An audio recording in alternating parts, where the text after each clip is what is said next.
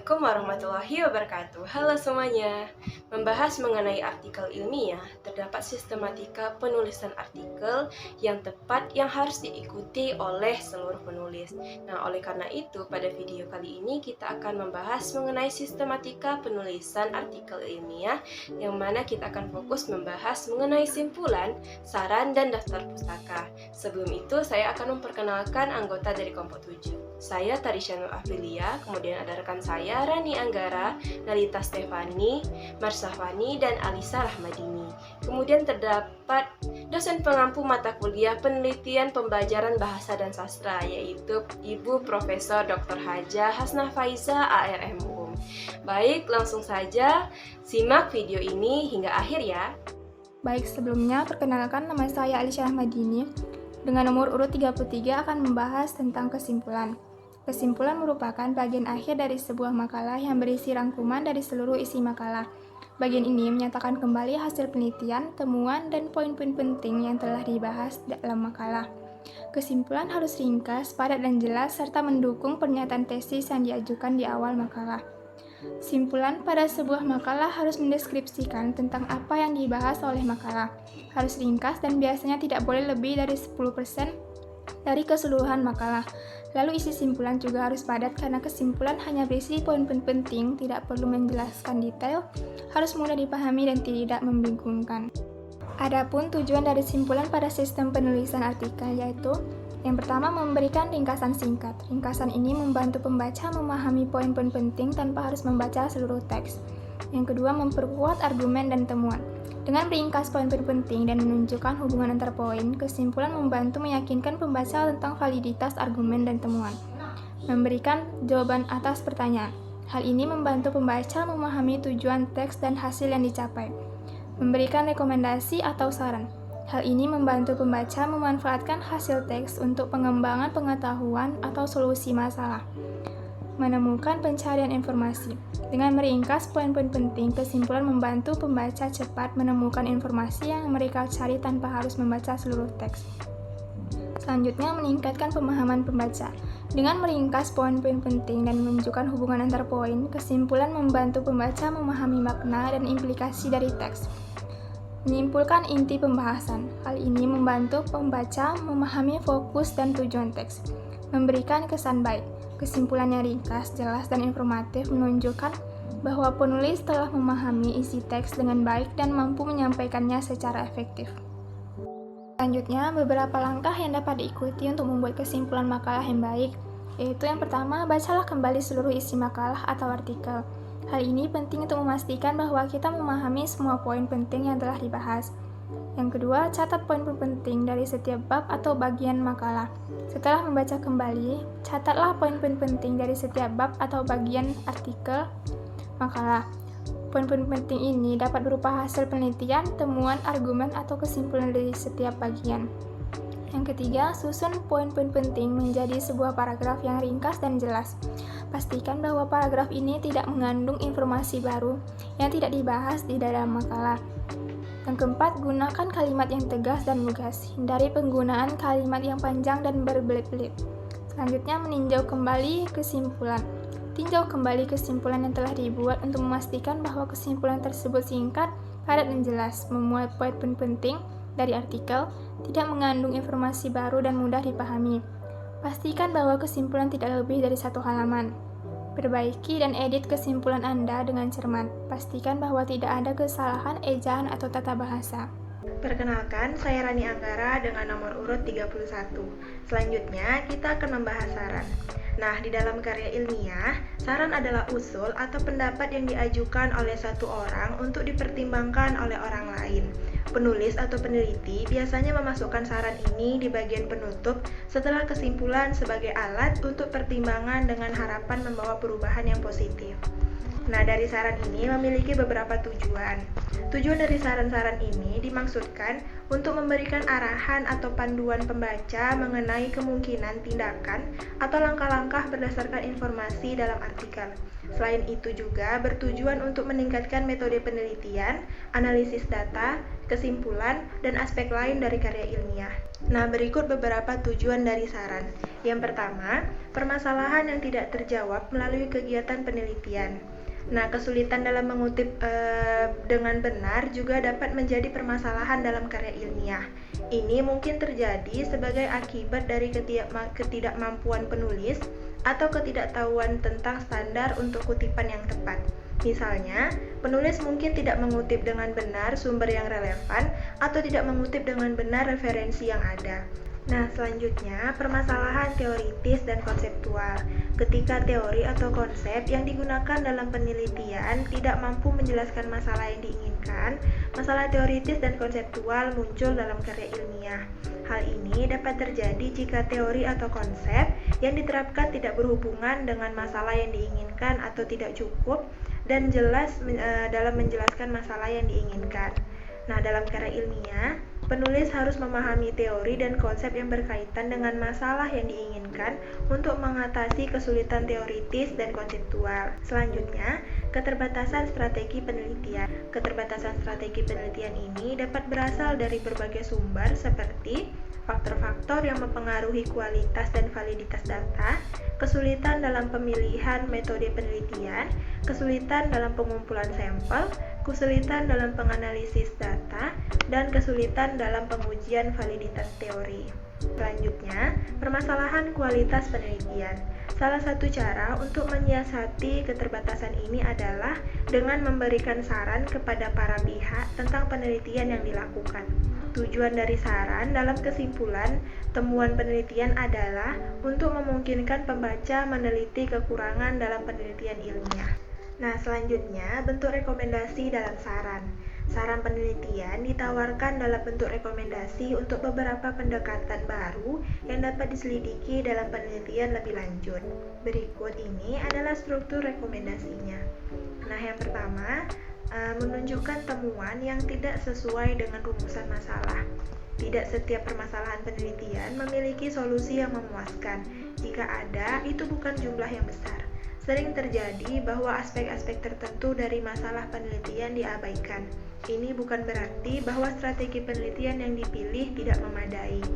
Sebaliknya, ini menunjukkan bahwa para peneliti tidak mengantisipasinya dari awal. Yang kedua, mengkaji kerangka kerja konseptual atau menguji model teoritis yang dihasilkan. Nah, penulis dapat menyarankan peneliti lain untuk melihat kerangka konseptual atau menguji model teoritis yang dikembangkan. Saran model ini didasarkan pada gagasan bahwa tujuan utama dari penelitian ini adalah untuk secara konseptual atau membangun model teoritis tanpa melakukan uji lapangan. Selanjutnya, mengkaji kerangka kerja konseptual atau menguji model teoritis dalam konteks, lokasi, dan budaya baru. Saran ini dibuat jika penelitian dilakukan untuk menyusun kerangka kerja konseptual atau model teoritis sekaligus dilakukan uji lapangan. Dalam penelitian model ini, saran diberikan kepada penelitian untuk menguji model teoritis atau memeriksa kerangka konseptual di lokasi, waktu, dan konteks budaya baru. Nah, selanjutnya memperluas kerangka kerja konseptual atau model teoritis.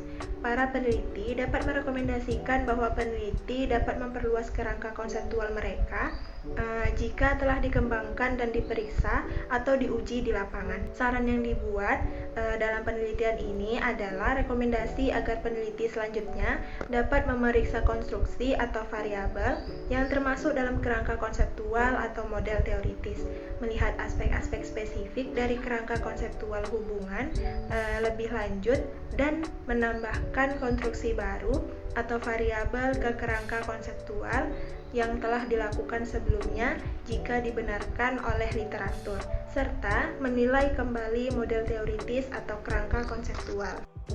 Saya Nelta Stefani dengan nomor urut 32 akan menjelaskan tentang pengertian daftar pustaka. Daftar pustaka merupakan acuan yang harus memuat seluruh sumber yang diacu dalam suatu karya akademik. Dalam mereferensikan sumber referensi, penulis boleh saja mendukung, membandingkan, atau sekedar mereferensikan pendapat, hasil data, atau informasi dari sumber yang dirujuk. Langkah-langkah menulis daftar pustaka. Yang pertama, kumpulkan informasi atau referensi. Dalam hal ini, kita harus memiliki informasi lengkap tentang setiap sumber yang kita gunakan dalam karya kita, termasuk dalam penulis, judul, tahun publikasi, penerbit untuk buku, nama jurnal untuk artikel jurnal, dan URL untuk sumber daring. Yang kedua, urutkan sumber menurut urutan gaya penulisan. Nah, dalam hal ini, kita harus menentukan terlebih dahulu gaya penulisan yang akan kita gunakan. Misalnya, APA, MLA, atau Chicago. Dan atur daftar pustaka sesuai dengan format yang ditentukan. Nah, pastikan untuk mengikuti aturan penulisan yang konsisten dan akurat sesuai dengan gaya yang kita pilih. Yang ketiga, tulis daftar pustaka. Dalam hal ini, kita harus menulis terlebih dahulu setiap entry daftar pustaka sesuai dengan format yang ditentukan oleh gaya penulisan yang kita gunakan. Biasanya, setiap entry dimulai dengan nama penulis, kemudian diikuti oleh tahun publikasi, judul, dan informasi lainnya seperti penerbit atau nama jurnal. Yang keempat, periksa kembali konsistensi dan akurasi. Periksa kembali setiap entry untuk memastikan bahwa informasi yang kita sajikan akurat dan konsisten dengan gaya penulisan yang kita gunakan. Perhatikan setiap detail seperti penulisan nama penulis, tanda baca, dan format tanggal. Yang kelima, sesuaikan format untuk setiap jenis sumber. Jika kita menggunakan berbagai jenis sumber seperti buku, artikel jurnal, situs web, atau sumber daring lainnya, pastikan bahwa kita menyesuaikan format entry daftar pustaka sesuai dengan jenis sumber yang kita gunakan. Nah, yang terakhir, letakkan daftar pustaka di akhir karya. Biasanya, daftar pustaka diletakkan di bagian akhir karya kita setelah bagian penutup atau lampiran. Pastikan untuk menyebutkan daftar pustaka dengan judul yang sesuai seperti daftar pustaka atau referensi. Aturan penulisan daftar pustaka. Yang pertama, sumber kutipan dari karya ilmiah harus dicantumkan dalam daftar pustaka dan sebaliknya. Yang kedua, hanya literatur yang dirujuk dan dikutip dalam makalah akademis atau artikel yang boleh dimasukkan ke dalam daftar pustaka. Yang ketiga, daftar pustaka diketik satu spasi dan harus berurutan secara alfabet tanpa nomor. Yang keempat, jika literatur ditulis oleh satu orang, maka nama penulis ditulis nama belakangnya terlebih dahulu, kemudian diikuti daftar pustaka, singkatan nama depan, dan nama tengah, dilanjutkan penulisan tahun, judul, dan identitas lain dari literatur atau pustaka yang dirujuk. Yang kelima, jika penulis lebih dari 2 orang, maka nama penulis pertama ditulis seperti aturan D, kemudian penulis kedua, dan seterusnya. Yang keenam, penulisan daftar pustaka tidak diperbolehkan menggunakan et al. Sebagai pengganti nama penulis kedua. Kata penghubung seseorang atau beberapa penulis dengan penulis terakhir menggunakan kata dan, simbol, serta tidak menggunakan kata penghubung n walaupun menggunakan bahasa Inggris. Yang terakhir, cara penulisan setiap daftar pustaka juga berbeda-beda tergantung pada jenis literaturnya. Baik, saya Marsha Fani, nomor urut 34, akan melanjutkan materi mengenai cara menulis daftar pustaka berdasarkan sumber rujukan. Yang pertama, jika sumber rujukan ini berasal dari sebuah buku teks, maka aturan penulisannya adalah yaitu yang pertama menuliskan nama belakang, lalu berikutnya singkatan dengan atau inisial, lalu nama depan dan nama tengah jika ada, lalu tahun terbit, kemudian judul buku biasanya ditulis dengan dicetak miring, lalu ada edisi buku, lalu berikutnya nama penerbit dan tempat terbit.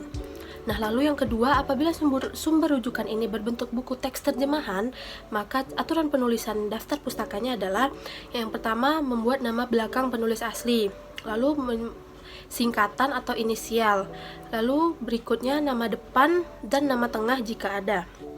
Nah, setelah itu tahun penerbitan, lalu judul buku asli, setelahnya edisi atau cetakan, nama penerbit, kota penerbit, nama penulis penerjemah, tahun, judul buku, dicetak miring, edisi atau cetakan, nama penerbit, dan tempat penerbitan. Nah, lalu jika sumber rujukan ini berbentuk artikel dalam sebuah jurnal, maka aturan penulisan daftar pustakanya adalah yang pertama adalah nama belakang, lalu koma, singkatan atau inisial, lalu koma lagi nama depan dan tengah jika ada, lalu tahun penerbitan, koma, lalu judul artikel, koma, lalu nama artikel yang biasanya dicetak miring, lalu yang berikutnya volume dan nomor jurnal. Nomor jurnal ini di dalam tanda kurung, lalu nomor halaman dari artikel di buku harian itu. Nah, lalu jika sumber rujukan ini berbentuk buku terbitan lembaga atau organisasi, maka aturan penulisan daftar pustakanya adalah yang pertama nama lembaga atau nama organisasinya, lalu tahun penerbitan, lalu judul buku, untuk judul biasanya ditulis miring, lalu edisi atau cetakan, nama penerbit, dan yang terakhir tempat penerbitan baru titik. Setiap daftar pustaka pasti diakhiri dengan tanda baca titik. Lalu berikutnya cara menulis daftar pustaka berdasarkan sumber rujukannya ini berbentuk artikel dalam buku antologi dengan editor. Nah, cara aturan penulisan dalam daftar pustakanya adalah yang pertama nama belakang, koma singkatan atau inisial penulisnya, lalu nama depan dan nama tengah jika memiliki, lalu tahun terbit, koma judul artikel, koma judul buku biasanya ditulis miring, lalu nama penerbit buku, lalu kemudian penerbit, dan yang terakhir tempat penerbitan baru titik. Nah, yang berikutnya adalah skripsi atau tesis atau disertasi. Nah, untuk aturan penulisan, jika sumber rujukan ini berbentuk seperti skripsi atau tesis, maka aturan penulisannya adalah nama belakang, koma, singkatan atau huruf awal, koma, nama depan dan nama tengah jika ada, lalu tahun, lalu judul tesis atau disertasi atau skripsinya, biasanya itu ditulis miring untuk judul, nah lalu kemudian nama program studi dan atau universitasnya. Nah, lalu yang terakhir kota, lokasi, universitas, dan baru titik. Nah, jika sumber rujukan ini berasal dari artikel dari internet, maka aturan penulisannya adalah yang pertama itu ada nama belakang, lalu koma singkatan atau inisial, lalu nama depan atau nama tengah jika ada, lalu tahun, lalu koma gelar, koma alamat email biasanya dicetak miring, lalu tanggal dan waktu downloadnya. Nah, itu tadi cara menulis daftar pustaka berdasarkan sumber rujukan. Nah, materi selanjutnya adalah cara menulis daftar pustaka berdasarkan jumlah pengarang. Karena terkadang sumber rujukannya itu kadang penulis atau pengarang itu lebih dari satu gitu. Nah, langsung saja yang pertama, jika nama penulisnya atau jumlah penulisnya hanya satu, maka seperti yang sudah saya jelaskan di slide sebelumnya, yaitu cara menulisnya adalah menuliskan nama belakang terlebih dahulu, lalu nama tengah atau nama depan jika ada gitu. Nah, jika jumlah pengarangnya itu terdiri dari dua penulis, maka cara aturan penulisannya adalah dibuat kedua nama penulisnya, tetapi di antara keduanya diberi kata penghubung dan. Nah, untuk yang memiliki 4 penulis, cara membuatnya adalah jika jumlah pengarang itu terdiri dari 4 penulis, maka cantumkan nama penulisnya secara berurutan. Nah, caranya adalah dengan membuat 3 nama penulis pertama, lalu untuk yang sebelum yang keempat diberikan kata penghubung dan baru dituliskan nama yang keempat. Nah, berikutnya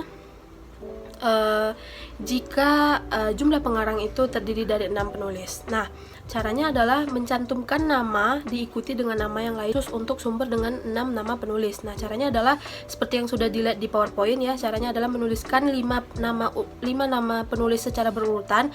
Sebelum yang ke-6 diberi tanda penghubung dan.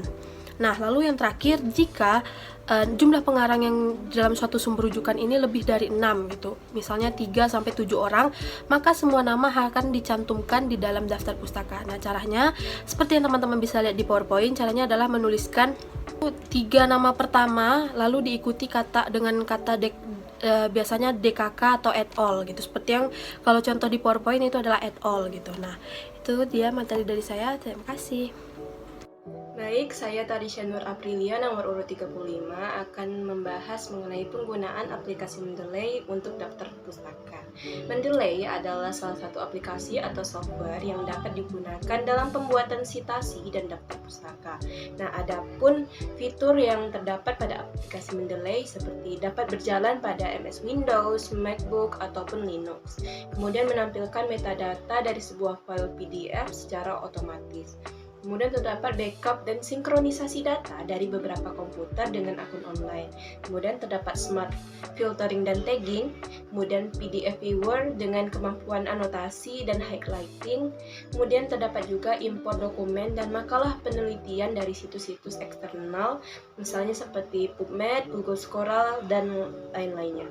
Kemudian terdapat integrasi dengan berbagai perangkat lunak, pengolah kata seperti MS Word, OpenOffice, dan LibreOffice. Kemudian ada juga fitur jejaring sosial. Kemudian aplikasi ini juga terdapat di Android, iPhone, dan iPad App. Kemudian ada juga free web storage sebesar 2 GB yang dapat dimanfaatkan sebagai online backup. Nah, jadi dapat dikatakan aplikasi Mendeley ini dapat membantu penulis untuk membuat daftar pustaka secara otomatis dan juga efektif. Baik, itu dia pembahasan mengenai sistematika penulisan artikel, simpulan, saran, dan daftar pustaka. Sekian dari kelompok 7, kami tutup. Wabillahi taufiq wal hidayah. Wassalamualaikum warahmatullahi wabarakatuh. Dadah.